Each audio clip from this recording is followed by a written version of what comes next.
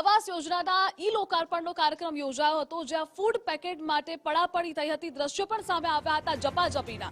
જો કે વૃદ્ધો સહિત પડાપડી કરી રહ્યા હતા. આવાસ યોજનાના લોકાર્પણનો આ કાર્યક્રમ હતો, જ્યાં ફૂડ પેકેટ માટે પડાપડી થઈ હતી. જો કે ફૂડ પેકેટ મેળવવા માટે લોકો ગાડીને પણ ઘેરી વળ્યા હતા. સ્થિતિ તંગ બની હતી.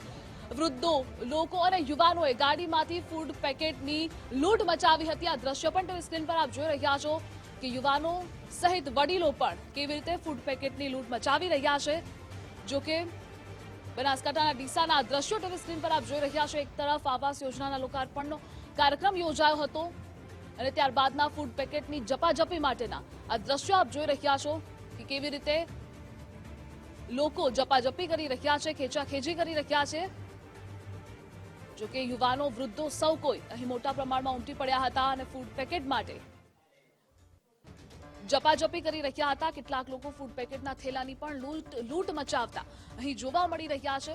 તો બનાસકાંઠાના ડીસાના દ્રશ્યો ટીવી સ્ક્રીન પર આપ જોઈ રહ્યા છો કે જ્યાં ફૂડ પેકેટ માટે લોકો પડાપડી કરી રહ્યા છે. ન માત્ર યુવાનો પરંતુ વૃદ્ધો, મોટી ઉંમરના લોકો પણ અહીં ફૂડ પેકેટ માટે પડાપડી કરતા નજરે પડ્યા છે.